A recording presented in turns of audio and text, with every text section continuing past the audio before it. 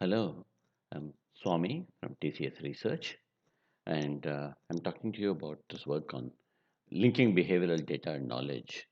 Basically, the problem is that you have systems, and we actually understand it at many levels. We understand the knowledge, we understand the system, we understand the behavior, and the question is, how do you build an integrated model of the whole system? Where this started, I used to work with this SKA radio telescope project, where 500 of people did a design of the entire system over a 5-year period. And at the end of the 5 years, we had a collection of models. We had SysML models, and then we had MATLAB models, and we had CAD/CAM models, and networking models, and so on. But you couldn't build an integrated model of the system. So the real question is, how do you build a single model that covers everything we want to know about the system?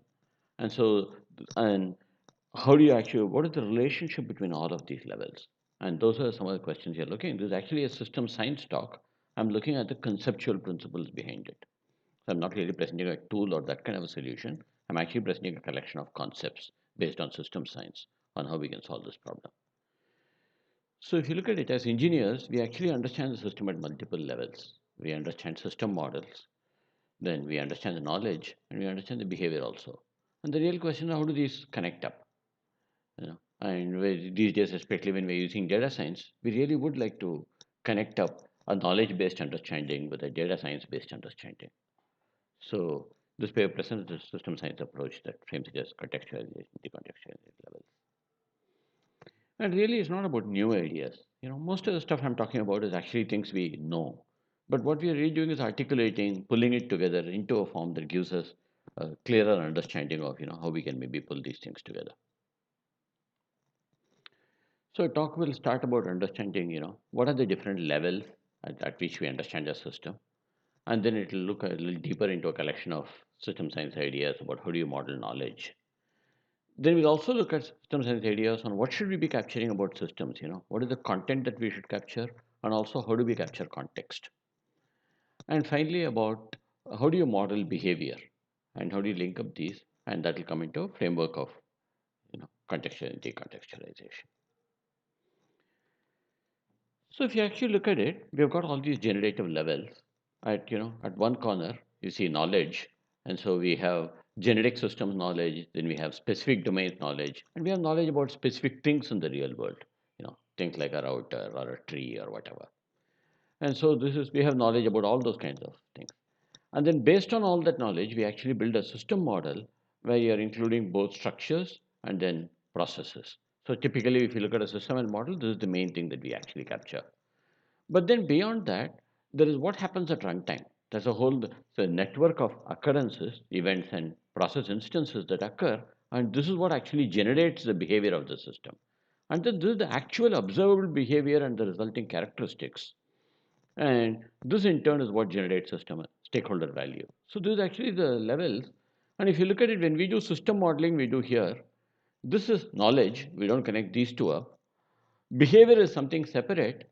And we see that we are missing this big chunk called occurrences, which is actually asking what is the pattern of things that happen at runtime that drive the actual behavior we observe. So one of the messages in this talk is it's really important to make sure that we also capture the occurrences layer. And the corresponding thing is a system history, where from the data we can say, this is what actually happened during this phase.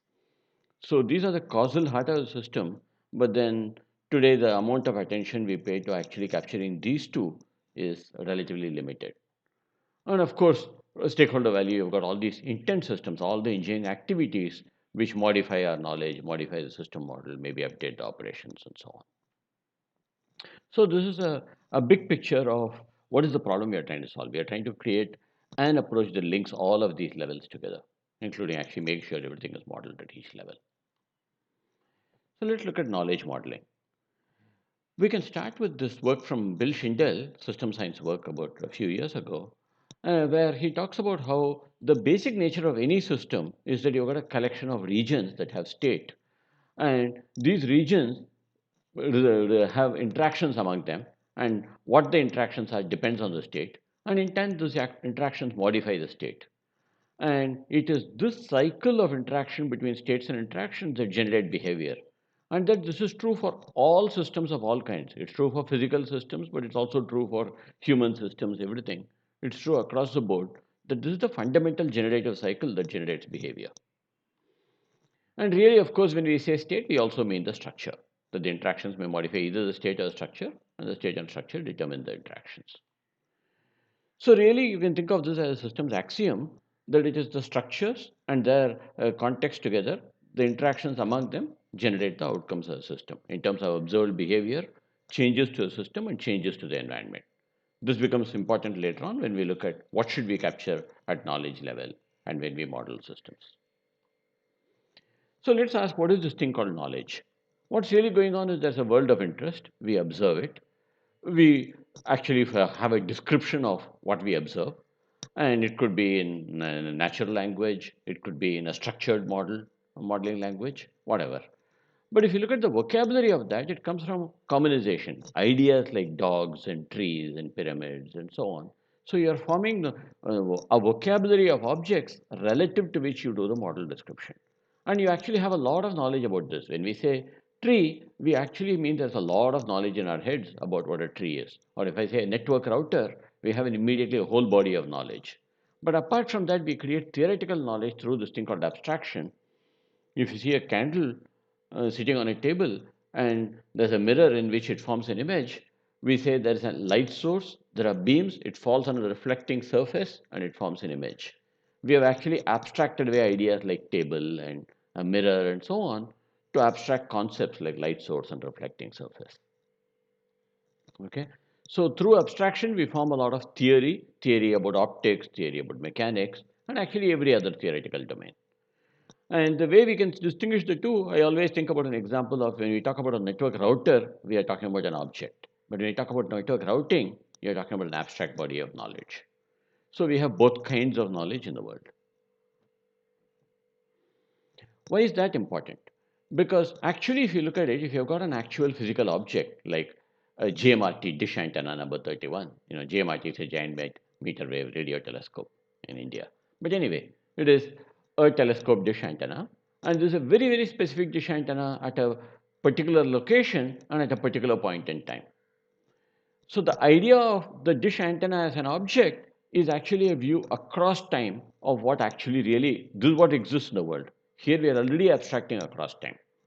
Then we actually have this notion of a generic dish antenna at GMRT, which is actually a commonization across some 30 actual dish antennas. Then you have the domain concept of a dish antenna, and this is project specific, but you can go further and go to a domain level, and you can keep abstracting further from a dish antenna to a receiver to a device. And something like a dish antenna has an aspect like steerable element, and a receiver has signal reception aspects and instrumentation aspect, and a device has an asset and physical and power and network and so on aspects. So what we notice is, if you ask what is the type of a dish antenna, is it this or is it this or is it an asset? The answer is it's all of them. So that is actually the key, that the type of anything is the type of all the different viewpoints and all the different levels at which we understand it. And so that is the nature of knowledge, that we are building knowledge at every one of these levels. And what that really means is you can pull knowledge together this way. So if you actually look at it, you can look at an equipment and say what are the concerns, the properties, the partner roles, interactions, and so on. You can do something similar for power loads, and similarly for a device and a lockable or steerable element, steerable element, and so on. And if you actually look at what is going on with dish antenna, it pulls all of this knowledge into it. The way we create a dish antenna is we synthesize knowledge about power and about devices in general and about equipments and steering and locking and so on. And so we pull 100 things together in it. And then when we actually create views, we are projecting it back to each of those domains and say there's a power view and so on. And each object like this plays a role there. So this is really what is going on, that here, when you go downwards, you're actually decontextualizing. You're going from a very, very specific object to more general things. And when you go upwards, you're contextualizing. You're taking this knowledge and applying it in a particular context and saying, in this context, this is all the applicable knowledge and how it comes together. So when we talk about contextualization, decontextualization, we're talking about these generative levels in the system. The nature of that actually leads us to the idea that you can capture knowledge at every one of those levels. And if you notice in the previous slide, we actually had particular um, headings along which we were capturing information. And if you ask where did those headings come from, it is this idea of knowledge frames, where you're saying you want to look at for both entities and interactions, you want to have basic characterization, dependencies, behavior determinants like states and so on, and then variety, pathologies, parametrics, context impacts, and so on. And if you ask where did this list itself come from, we'll see this later when we look at a theory of system modeling. But the idea is that you can capture knowledge at these levels and you can keep building up knowledge and weave it together to get the specific object. In fact, that's how we actually do engineering. We contextualize from knowledge. So then the next bit is about system models, where the first thing we want to model when you model a system is you want to model its context. What does it mean to model context? What actually happens is that each entity, like a dish antenna, has a view of anything which is a partner entity. So when you model a dish antenna, you can model its context in terms of a power supply role, where you say the dish antenna has a power supply with a location and an available power and a QoS. The power supply may actually be a transformer, but the dish antenna doesn't care. It could be a battery, it could be a transformer, it could be a generator. It really doesn't care as long as a power supply that has a particular QoS and an available power and so on. In the same way, the transformer doesn't know anything about dish antenna other than that it's a power load with a location and a demand profile, and it supports interactions such as curtail and so on. So this is the notion of a role profile that says the way you want to capture context is what are the assumptions that a particular block, a particular system entity is making about all the things around it. So you can do that in terms of a role profile. And so the role profiles capture these assumptions. This is actually the assume guarantee idea in systems engineering. And then when you do system integration, what you're really doing is you're binding. You're binding a transformer to this power supply role, and you're binding the dish antenna to the power load role. So you can separately build a model of this, separately build a model of this, and integrate the models. So this is the notion of how you can do modular modeling. So then the question is, what should we actually put into a system model? And for that, you actually need some system science theory that tells you what should be the content. And the basic look at if you want to understand something like a dish antenna, you want to understand its functionality and quality attributes, which come from the states and the structure and the interactions among them, the flows and the events and the context. And then we capture the result in terms of set of properties. This whole thing is essentially a pattern of organization for a dish antenna or a router or whatever. And that is the basic understanding, the basic way we create a model of something and understand it in our minds. But the next part is this variety. You have a variety of different states, you have a variety of different properties, different possible inputs to each of the interactions, different possible values for the flows, different events that can occur. The events can occur at different timings and so on. So you've got to deal with all of the variety. So in addition to modeling the basic pattern, you must model all the variety involved at all of these levels and consider all the combinations of these and whether it produces the right outputs. And that actually is where you've also got to consider undesired inputs, things that you didn't want to have happen, things like security and safety and so on, where you may get an undesired output or an undesired input. And you may also have a pathological state, like what happens if the dish antenna dish has got warped, has a crack in it or anything like that, or and so on. Then you want to actually look at the dynamics, the short term, medium term, and long term dynamics, and say what is really going on is you don't have just one process, you have a network of process happening. What is the combined dynamics of the whole network of process? And this is where complex phenomena, coevolution with the environment, all of this comes in when you start considering dynamics. Then you have to look at all the planes of operation.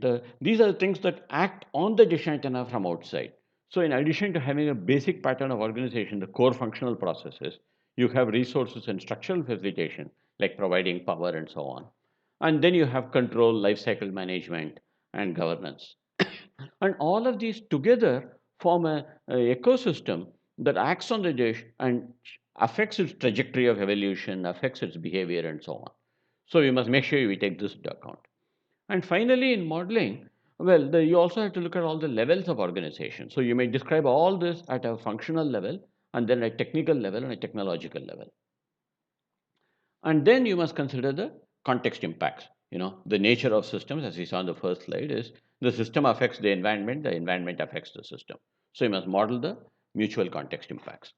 So this is a bit of system science theory. There's a separate paper on it, but it's actually telling you that this is the complete contents that you actually need in a system model. And if you actually look at our actual practice, we do most of this to some approximation.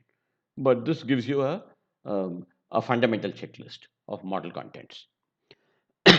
And part of that is asking which processes do we need to model. So the same notions before say that you must model the primary functional processes, you must model the resource and structural facilitation process, things like acquiring resources, distributing them, waste disposal, and so on. And then control and management processes, life cycle process, governance processes. So this was pretty much inherent in the previous slide as planes of operation. And this actually gives you a checklist of everything we should include in the model in terms of all of these processes. And again, if you look at our engineering practice, we actually do this. We do think about not only, what are the process, we not only think about the basic operational process in the system, but we think about all the supporting processes that act on it. But this gives you a more fundamental checklist. So that leads us to a system modeling concept that you want to have a block. You want to model all the context around it, the resources, inputs, users, physical environment, and so on. This is basically a checklist of typical context blocks. And one of the interesting things is you notice what is inside the system, the parts of the system, is also modeled as context blocks. That is, each of them is modeled as we assume that this part has these characteristics and this trajectory of change and so on. You actually see this list of things here: functionality, variety, value, interaction, states, and so on. So this is a complete characterization, and you're assuming the parts follow this characterization. And the reason to do this is then you can bind this with a model, an understanding of how the part is internally, and check whether that model and these assumptions match up with each other. So just like you bind the context, you can bind the parts. So this allows you again to modularize and compose your modeling. So this is the theory of what should we actually put into a system model. Then you can actually model the behavior of the system. A key idea there is that we should be linking our actions to consequences as part of our modeling. Our modeling tends to have things like closing a valve or turn on light, initiate a transaction. So actions like this are part of our modeling. And we know that when we close the valve, we expect the flow rate to drop to zero. But that is not something we usually say in our modeling. And in some sense, that's a problem because if you don't the consequences in our minds, we are thinking as engineers, we're thinking about it all the time. But if you don't put that in your model cannot link what is going on in the system model to the resulting behavior. So you observe in the data that the flow rate has dropped to zero, and here you see an action called close valve. But how do you know the two are linked? It happened because of this. You have to sort of deduce it because this is the time at which you close the valve, and this is the time at which the flow rate dropped to zero, and you have to infer it. But why should you infer it? As an engineer, you believe that when I close the valve, the flow rate will drop to zero, and so on, and you should have a chance to say that. And similarly for turn on light, initial transaction. And notice that here you see multiple possible outcomes. So actually, that is the reason why we don't really do this, because though as engineers we have clear expectations of outcomes, but the behavior is actually contingent on the context. Is it true that the room will become brighter or the flow rate will drop to zero? Well, not if the bulb has burnt out or not if the valve is leaking. And therefore, the only way you can actually talk about what is the consequence of your action is by making assumptions about the context. And you notice where we started. We said when you model the system, you should model your assumptions about the context. Once you do, then it becomes possible to assert what these are the consequences. Notice that they are only assertions, they can only be expectations. Will this really happen? That depends on the real world. And if we notice that as an engineer, I am thinking that when I close the valve, the flow rate will be zero, and sometimes it doesn't happen, then I say, oops, the consequence actually is this, or valve is leaking. And then that helps me to add the failure mode into my model, make sure it's properly considered in design and so on. So it enables you to properly put the linkage between the system model and actions and so on, so that you can actually check whether your real behavior of the real world is matching the assertion of expected consequences. So now that was about linking actions and consequences. Let's also look at how do we actually model the behavior that we observe. Normally, when we think of a modeling a observed behavior or monitoring data or something, we say it's an observation with a timestamp. But really, we should be conceptually thinking of it as an observation with the timestamp and a sequencing identifier, where the sequencing identifier talks about which thread of activity it belongs to. Like this belongs to a particular transaction. So this it could be a transaction ID. So that if you have five different activities happening at different points in time that correspond to this transaction arrived, then it got processed over here, then it went to the output queue and so on. Each one has a transaction ID that allows you to say, these belong to the same transaction. And you can check whether in fact the transaction behaved the way you expected. Notice that of course when we actually create logging, all of us put process IDs or transaction IDs or whatever in the log file. But as a matter of theory, when we think about what is the nature of observation data, we don't seem to have a bit of theory that says the nature of any observation is observation sub timestamp sub sequence identifier. So the idea of sequence identifier enables us to correlate related information. And in some cases, when you monitor, you may not be able to get a proper full sequencing understanding of, this particular observation corresponds to this thread of activity, but then you have to infer it. But from a theory point of view, that is the fundamental nature of an observation. The fact that we have the ability to monitor to a more limited extent only means that we have to then fill that gap with inference. So again, what we are doing is we are trying to create a chain of behavior. So with the obs-tseq, you actually see the chains of behavior. So then we can say this is really what's going on in the behavior, and that's how it relates to the system model. I know that every time a transaction comes, it should go here, it should go there. I expect to find the corresponding footprint in my data, and so on. What that really means is you can actually, with this language, you can model the observable behavior. So for instance, let's imagine a very simple experiential understanding of a system. When I change channels on the TV, my screen goes blank, then the sound cuts over, and after some time the picture appears. Now with this notation, you can actually say, if I perform the action change channels T for this sequencing identifier, the real behavior is at t plus t1, then I get a blank screen corresponding to this sequence. At t plus t2, corresponding to the same sequence, I get the sound switches to that other target channel. And at t plus t3, the picture switches to that other target channel. So I can make assertions like this. I can put a structured language of experiential understanding because now we have got a clear notation for describing observation. So it becomes a structured vocabulary for expressing experience. And these become assertions that you can actually check with a machine. If you have actually collected data, you can ask, is this true? Is this false? Did the picture appear before? Is it true that it takes even longer? And so on. You can link it to engineering models. Even from the data, you can try to infer T1, T2, T3. So you can actually allow the data to give feedback to the engineer on how the system is actually behaving. These are the latencies in your system, and so on. And if you actually look at what is going on with the parametric equation, such as forces mass times acceleration, really we are doing the same thing. We are saying at a given point in time, I have one quantity force t, another quantity mass t, which of course doesn't change with time, and an acceleration t, and these happen to be linked by this behavior. So this is of the same form as this.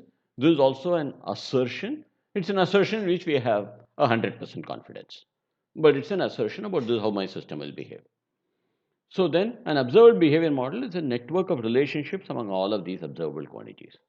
Incidentally, notice that we are getting some patterns on some other stuff, but fundamentally this is a simple, very, very simple idea that this is a language with which we can express all our understanding relating to the behavior level, observable behavior level of the system, as different from the internal causality of why that behavior is seen. So as a principle, what is really going on is in the structural model, we talk about entities with states and properties, but now we are attaching to it things like pattern of change over time of properties and patterns of change over this, and the occurrence frequency patterns of these changes. And then here we are talking on the behavior side about there are events and there are interactions. Both of these have parameters. Events have occurrence patterns, interactions have occurrence patterns, parameters have distributions of values. And we put all this understanding into typically simulations and test environments and so on. But why would we not put them in a system model? At the level of a system model, you again have an understanding that these events may happen at this frequency. This may be the parameter. These may be how they are distributed. This is an understanding we have as engineers, and ideally we should be able to put these into a system model, and then from there they can flow into simulations and testing and so on. And what this really does, it creates an abstract model of how you expect the system to behave. Given this particular occurrence pattern, I expect this pattern of change over time, which leads to this characteristic, a particular availability or a particular performance pattern, and so on. So you actually want to capture how the interactions affect the state and how the state affects the interaction. This is again where we started. So this is what it actually means to model the runtime behavior of the system. As in addition to modeling the general system dynamics that we do when we model the processes, this talks about what really happens at runtime in terms of uh, arrival rates and the corresponding pattern or trajectory of changes to the system. So now we have seen the three levels. What do you do in terms of modeling knowledge, in terms of systems, in terms of data? Then you can actually link up all these levels and say, now I have a way to model the data, I have a way to model the occurrence patterns, I have a way to model the system and the knowledge. With the data, I can check whether it is true that given this particular occurrence pattern, my system is behaving the way I said it did. And we actually made the system model modular so that you could check the assertions on that particular system model. And we can also link it to the knowledge model because the knowledge was using those knowledge frames which are the same concepts relative to which you are modeling the system. So this actually allows us to do a integrated modeling as a series of generative levels and link up all these levels. So what we have really discussed, the conceptual body of theory about how to link it up. And from a practical point of view, what it means is you can have tooling that looks at time series data, works out the pattern of occurrences, abstracts it to information about the instances like availability characteristics and performance and so on, and then commonize it across to get domain knowledge and do it further to get abstractions. So this becomes a decontextualization support.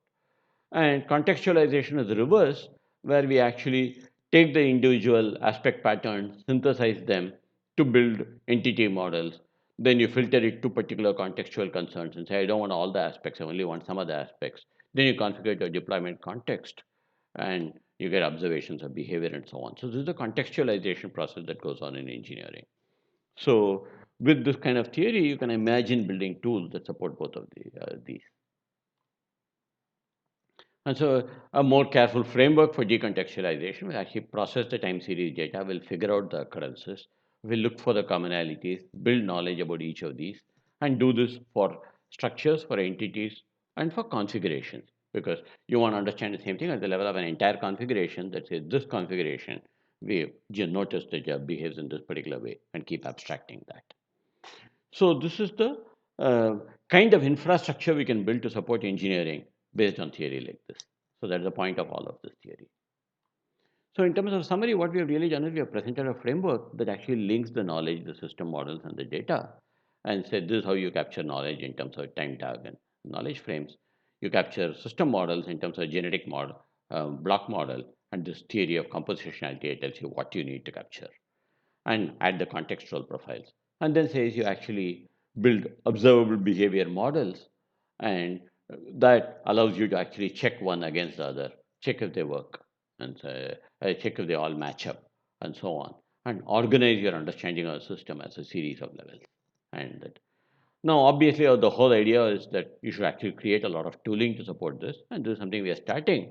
But also notice that nothing we've really said is new. For instance, the whole pattern-based systems engineering movement is exactly about saying, how do we organize knowledge in terms of things that you can contextualize? That says, here are mega patterns, and you can actually successfully contextualize it to solve your specific problem, and so on. Okay. Thank you very much. This is a recorded presentation, but if you have questions, you can put it in the conference tool and we'll answer it within a few days. Thank you very much.